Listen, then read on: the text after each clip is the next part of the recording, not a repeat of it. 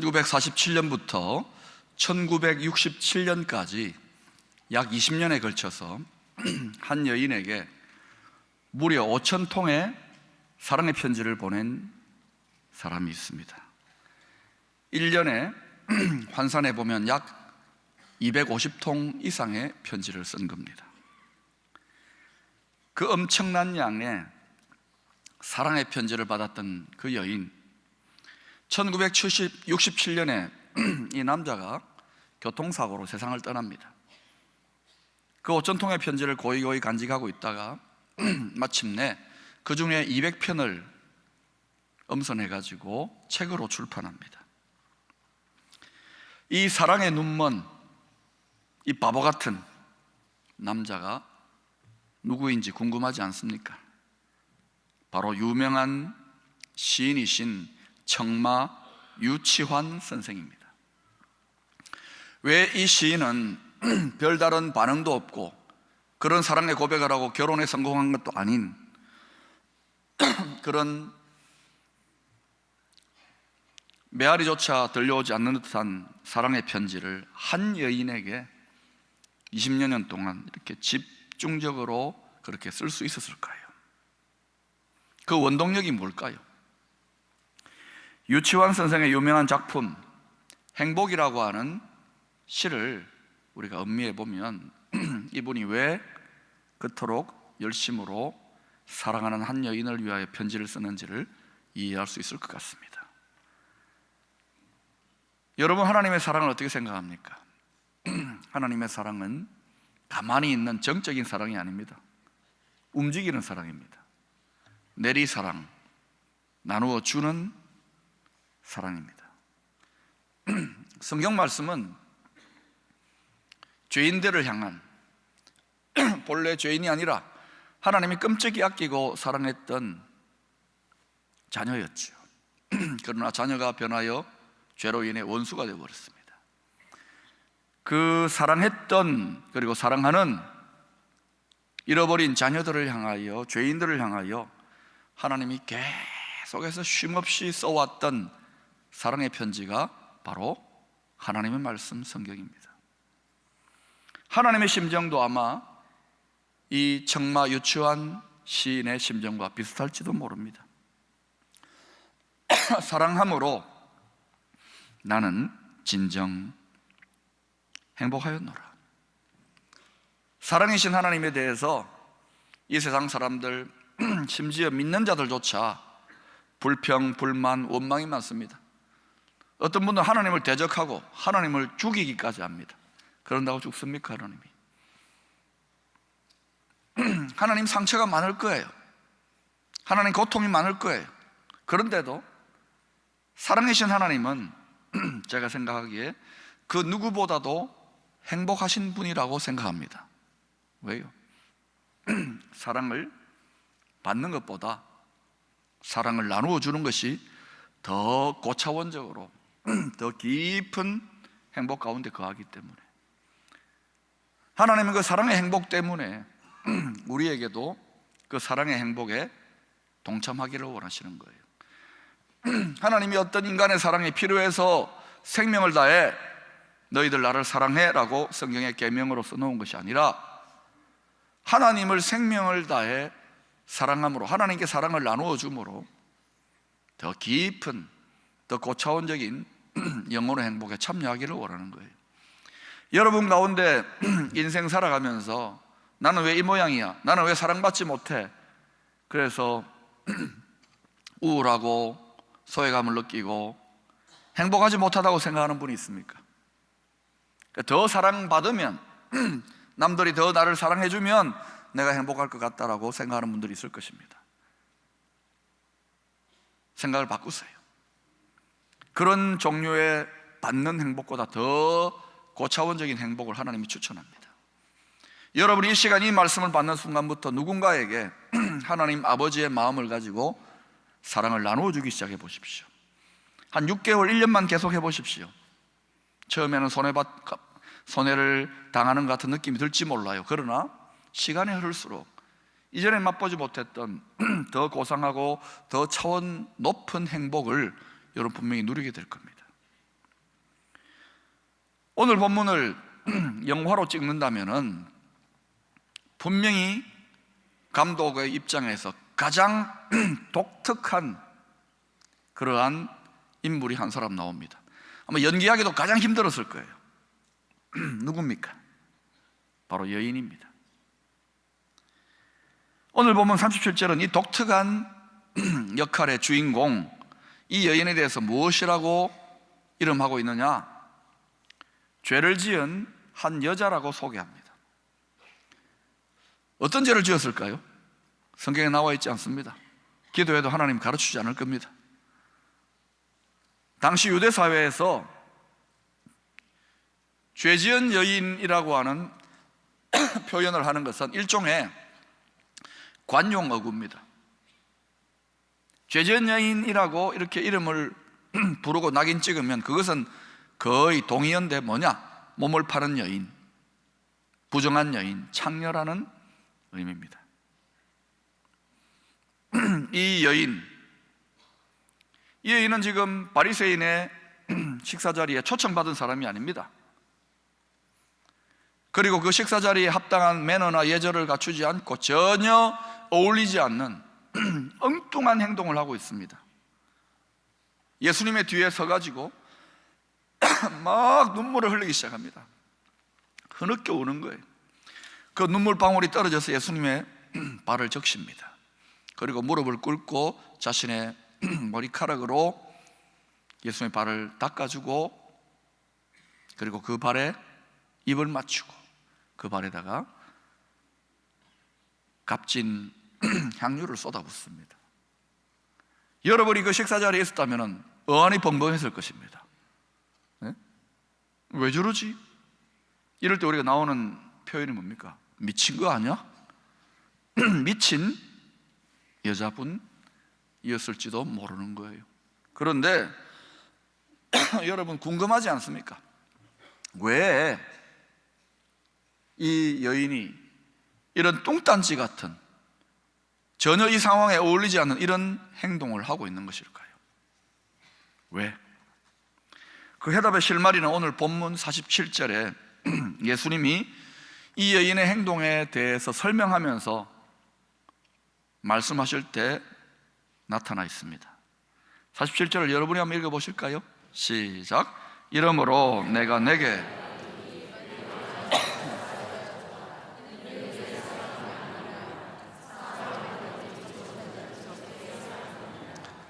이 죄 많은 여인 지금 몹시도 행복합니다. 왜냐? 사랑하였으므로 나는 진정 행복하였노라. 구원의 주님을 만났어요. 자기 영혼에 큰 구원받은 자의 기쁨이 있습니다.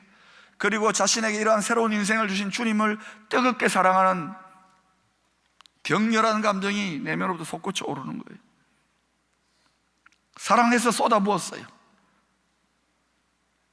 사랑을 받는 것이 아니라 사랑하기 때문에, 그 주님께 자신의 사랑을 표현하고 나누어 주기 때문에 이 여인은 몹시도 행복한 거예요. 이전에 맛보지 못한 행복입니다. 하나님은 우리에게 이런 행복을 너희도 맛보라고 생명을 다해 하나님 사랑하라고 하는 거예요. 제가 이 모든 사역들을 감당하면서 불철주와 뛸 수 있는 원동력도 사랑하기 때문에, 아무리 힘들어도 다시금 주님을 사랑한다고 고백하는 그 자리에 들어가면 나는 눈에서 눈물이 줄줄 나요. 주님 사랑해요, 온 마음과 정성 다해. 제가 이래봬도 여러분 5학년입니다. 감성이 식어버리고 아저씨가 되어서 굳어질 수 있는데도 70, 80 은퇴하신 장로님들, 권사님들이 눈물을 주룩주룩 흘리는 것, 사랑 때문에. 그게 정상이에요. 여러분, 이 여인은 그 사랑의 감격 때문에 값진 향유, 재산입니다. 전 재산일지도 모릅니다. 그걸 그냥 쏟아붓는 거예요. 아낌없이. 정말 생명 다해 사랑한다면 아깝지 않아요. 더 드리고 싶어져요. 하나님을 사랑하십니까? 그 하나님이 교회를 얼마나 사랑하는지 아십니까? 그리스도가 교회를 사랑하듯이 그리스도가 교회를 어떻게 사랑했습니까? 죽기까지 생명 바쳐. 그래서 주님이 이 교회를 가리켜서 뭐라고 하느냐? 피로 값주고 사신 교회라고 하는 거예요. 피로 산 교회다. 그런 주님의 교회를 여러분이 예사로 섬기고 상처내고 험담하고 쓰러뜨린다면 그것은 여러분을 사랑하는 주님의 가슴에 칼을 꽂는 거예요. 주님을 사랑한다고 하셨죠. 하나님을 사랑한다고 하셨죠. 하나님의 교회를 사랑한다고 하셨죠. 여러분, 혹시 너무도 인색하지는 않습니까? 쏟아부으면서도 아깝다고 생각하지 않습니까? 아니, 아예 아무것도 쏟아붓지 않는 것이 지혜로운 신앙생활이라고 생각하고 있지는 않습니까? 왜 그런 일이 일어날까요? 그 지혜로운 것일까요? 사랑을 모르는 거예요. 사랑해 본 적이 없어요, 주님을. 아니, 이전에 주님을 뜨겁게 눈물 흘리며 첫사랑의 감격으로 사랑했는데 다 식어버렸습니다. 옛날의 추억으로만 끝난 거예요. 바리새인 예수님을 초청해 놓고도 예수님께 향유 한 방울 붓지 않았습니다. 기름 한 방울도 붓지 않았습니다. 왜냐? 사랑하지 않기 때문입니다. 왜 사랑하지 않았을까요? 자신에게는 예수님이 필요 없어요. 자기의 죄를 사해주는 구원자가 필요 없어요. 그저 신기해서 예수님 소문이 많이 나니까 호기심 때문에 초청한 거예요. 밥 한 그릇 먹읍시다 그러고는 동물에는 원숭이처럼 앉혀놓고 이 선지자 뭐 좀 신비로운 이 사나이가 뭐 하는 사람인가 하고 그 정도 만남인 거예요.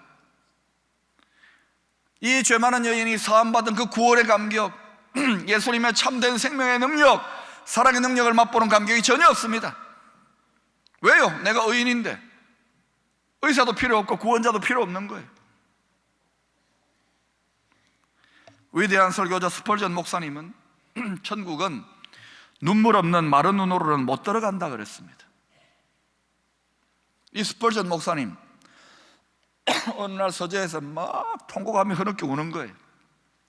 부인이 놀래가지고 여보 왜 그러느냐고 그랬더니 스펄전 목사님이 하는 말이, 여보, 오늘 내가 하루 종일 예수님의 십자가에 대해서 묵상을 해도 내 가슴에 감동이 없어. 가슴이 뭉클한 그런 은혜가 없어. 그래서 왜 내 영혼이 이 지경이 됐는지 너무 슬퍼서 통곡하는 거라고. 여러분, 우리에게 이런 통곡, 이런 눈물이 필요하지 않습니까? 신앙생활하는 즐거움, 행복, 감격이 있습니까? 사랑하는 여러분, 우리도 모르게 신앙의 경륜, 신앙생활이 점점 익숙해지면서 너무 의인돼 버린 것이 아닙니까? 은혜가 당연한 것처럼 사람은 적응의 동물입니다. 쾌락도 적응되어지고요, 즐거움도 적응되어지고요, 고통도 적응되어집니다. 그런데 적응되어서는 안 될 게 있습니다. 하나님의 은혜, 하나님의 사랑에 대해서 적응되어 버려가지고 아무런 느낌도 없습니다. 아무런 감동도 없습니다. 메마르고 굳어진 강팍한 바리새인 같은 심령은 아니냐 이거예요. 신앙의 성숙은 무엇입니까? 우리가 더 경건해지고 더 어려워져서 의인이 되는 것이 아닙니다. 어떤 의인의 경지에 올라가는 것이 아니라고요. 오히려 신앙생활을 하면 할수록 그 영혼이 더 하나님의 은혜로 성숙해지면 해질수록 처음부터 인간으로서는, 자신으로서는 도무지 구제불능인 나 같은 죄인의 개수를 하나님이 구원하시고자 아들 예수를 십자가에 못 박기까지 내어주셨구나, 이것을 더욱더 절실하게 더욱더 깊이 깨닫는 것이 신앙의 성숙인 거예요. 거기에 나의 죄인됨을 고백하는 것이 일어나고, 그럼에도 불구하고 우리를 붙드시고 회복시키시고 사용하신 하나님의 은혜가 찬란하게 빛나는 거예요. 그래서 사도 바울은 감격 속에서 자신을 이렇게 외칩니다. 한편으로는 내가 죄인의 개수지만 지금 나의 나 된 것은 하나님의 은혜로다. 은혜의 감격으로 충만한 것, 그것이 신앙의 성숙입니다. 의인 되는 것이 아니란 말입니다. 여러분이 의인이 되면 의인이 될수록, 교회 생활 오래 하면 할수록 그 의인이 되면 될수록 어떤 행동이 나오느냐? 바리새인처럼 비난하게 돼요. 정죄하게 돼요. 판단하게 돼요. 분노하게 돼요. 그건 전부 다 거꾸로 된 겁니다. 더 흉악한 덜보 가진 죄인이 무슨 할 말이 있습니까?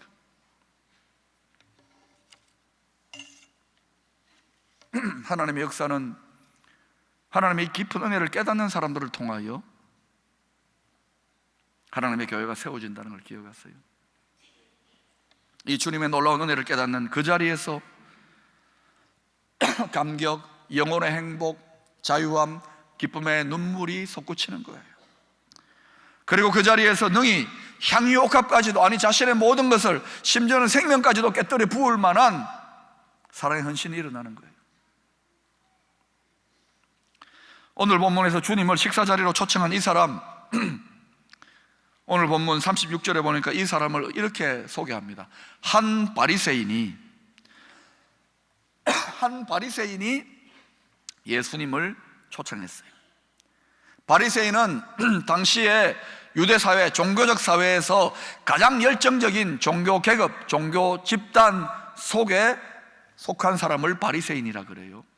전형적인 열심 있는 종교인입니다. 바리새인은. 그 바리새인은 스스로 어렵다고 생각했습니다.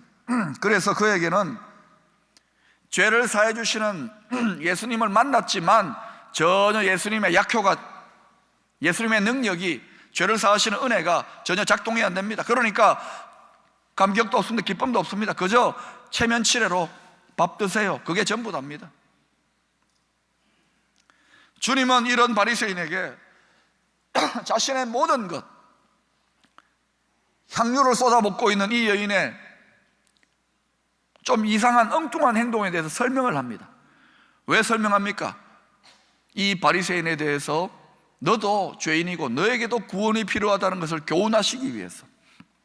근데 주님이 이런 대화를 바리새인과 시도할 때에 비로소 주님께서 이 바리새인의 이름을 부르고 계십니다. 그 이름이 뭡니까? 시몬아. 이 바리새인의 이름은 시몬이었습니다. 시몬아. 왜 주님이 바리새인 이러지 않고 이 사람의 개인적인 이름을 부릅니까? 시몬아. 사랑하는 여러분, 바리새인이라고 하는 이 이름은 그 사람의 진짜 이름이 아니에요. 하나의 종교적인 종교 집단에 속했을 때에 주어지는 일종의 직분과 같은, 오늘날로 말하면 직위와 같은 그런 이름입니다. 집사님, 장로님, 권사님, 목사님, 세상적인 직분으로 말하면 사장님, 회장님, 교수님, 선생님, 이 이름, 이것이 그 사람의 진면목이 아닙니다. 주님은 시몬아라고 그 바리새인의 이름을 개인적으로 이름 부르시면서 그를 하나님 앞에 벌거벗은 죄인으로 세우기를 원하는 거예요. 1대1로 그의 이름을 부르심으로 1대1로 그 영혼의 구원을 위하여 만나기를 원하시는 거예요. 시몬아. 사랑하는 여러분, 혹시 먼저 예수 믿고 기독교라고 하는 종교적인 체계 안에 점점 오래 머물다 보니까 처음 주님 만난, 1대1로 주님 만난 그 감격 사라지고 전형적인 종교인이 되어가고 있는 것은 아닙니까? 형식적이고 메마르고 아무런 느낌도 없는, 그저 종교적 의무감만 덕지덕지 붙어있는 피곤한 종교인, 피곤한 기독교인, 그런 신앙생활 속에서는 참된 행복, 참된 감격과 눈물은 기대하기 어려워요. 혹시 우리에게도 주님께서 우리의 직분적인 이름, 사회적인 지위의 이름이 아니라 우리의 개인적인 이름을 부르면서 진서가 라고 주님이 부르고 계시는 것은 아닙니까? 목사라서 벌써 나는 의인 되었다고 착각해서 내 개인적인 이름을 부르시면서 다시금 나는 너와 1대1로 깊이 만나고 싶어 하는 우리의 이름을 개인 부르시는 목자의 음성에 귀 기울이지 않고 있는 저와 여러분은 아니냐 이거예요. 계급장 다 떼세요. 자칭 의인, 자칭 착각 다 떼세요. 왜 우리가 이렇게 무뎌지고 굳어지고 메말라졌습니까? 왜 눈물이 사라졌습니까? 왜 더 이상 행복하지가 않습니까? 왜 주님을 위한 헌신에 그토록 인색합니까? 바리새인처럼 스스로 의인되어져 주님도 더 이상 필요하지 않는 것 같은 그런 자리에, 그런 종교적 자리에 앉아 있는 것 아닙니까? 종교적인 체계가 필요합니다. 그러나 기독교는 종교 그 이상입니다. 구원은 종교적 체계에서 일어나는 것이 아니라 오직 예수 그리스도를 그 영혼이 진정으로 1대1로 만날 때에, 죄인으로 만날 때에 거기에 생명과 구원과 행복의 역사가 나타나는 거예요. 너무 종교적이 되어서 너무 모든 것이 익숙해지신 분들은 주님이 여러분의 개인적인 이름을 부르시고 나를 만나자고 하는 이 자리에 겸손히 반응하시기를 바랍니다. 여러분이 과거에 가장 뜨겁게 주님의 사하심의 은혜, 구원의 기쁨을 맛보며 감격하며 눈물을 흘렸던, 신나게 주님과 기도하며 주님과 동행했던 그때가 바로 첫사랑의 은혜의 때가 1대1로 주님하고 데이트할 때라는 걸 아셔야 됩니다. 1대1로 그 주님하고 데이트할 때라는 것을 아셔야 됩니다. 그때 여러분, 주님이 우리의 개인적인 이름을 부르셨다는 거예요. 지금도 우리 주님은 그것을 추억하면서 부르고 있어요, 우리의 이름을. 사랑하는 여러분, 저는 이제 오늘 예배 마치고 바로 미얀마로 출국합니다. 내일부터 진행되는 선교사 대회를 위해서. 목에 지금 다 나갔고 피곤합니다. 선교사 대회 일정에 맞추기 위해서 무리해서 지금 떠납니다. 왜 그곳에 그 수백 명의 선교사님들은 말도 잘 안 통하고 낯설은 그곳에서 자신과 아내와 남편과 자녀들, 가족, 온 가족들을 다 그곳에 가서 자신의 전생의 모든 것을 쏟아붓고 있습니까? 어떤 분들은 하나님 감사합니까? 내가 저렇게 고생하는 선교사가 아니라서. 몰라요. 영적 전쟁에 패배하고 너무 지쳐서 내가 왜 재수없게 선교사가 됐어? 이렇게 생각하는 분이 있을지 모르겠습니다만, 왜 그들은 타국 가서 자신의 모든 것을 다 쏟아붓습니까? 하나님을 사랑하기 때문입니다. 자신들이 사랑하는 하나님이 가장 간절히 관심을 가지고 찾기를 원하시는 것이 잃어버린 자녀들, 그들을 주님이 또한 사랑하셔서 세상을 이처럼 사랑해서 죽기까지 사랑해서 그 하나님 아버지의 심정을 알기 때문에 그들은 쏟아붓는 거예요. 쏟아부으면서도 아깝다고 생각하지 않아요. 아니, 가장 사랑하는 일을 위하여 남김없이 쏟아붓기 때문에 행복한 거예요. 가장 행복한 거예요. 인색한 사람들, 받기만 하는 사람들이 결코 경험할 수 없는 고차원적인 영혼의 행복에 머물러 있는 거예요. 이것이 기독신앙이 죄악된 인생들에게 줄 수 있는 가장 놀라운 행복인 거예요. 세상이 주는, 드라마가 주는 유치찬란한 그런 유사 행복이 아니에요. 사랑의 행복. 하나님이 이 행복을 우리에게 맛보기 위해서, 우리가 맛보기를 원해서 생명 다해 하나님 사랑하라고 하는 거예요. 여러분, 하나님을 사랑하십니까? 다음 주일 베스트 데이입니다. 종교적 행사입니다. 많은 분들에게는 피부에 와닿지 않을 거예요. 먹고 살기가 바빠 죽겠는데 왜 이렇게 교회가 괴롭히나? 그러나 오늘 이 간절한 메시지를 통하여 여러분 한 사람이라도 여러분 개인의 이름을 부르시고 여러분에게 주시는 주님의 사명으로 느끼시는 분들은 한 영혼을 위하여 하나님이 그토록 자신의 모든 것, 아들까지도 쏟아붓는 그 한 영혼을 위하여 여러분도 쏟아붓기를 바랍니다. 여러분의 귀한 것 쏟아붓기를 바랍니다. 사랑하는 이를 위하여, 사랑하는 이가 사랑하는 이를 위하여 쏟아부을 때 여러분 이전에 맛보지 못했던 놀라운 영혼의 행복을 경험하게 되실 것입니다.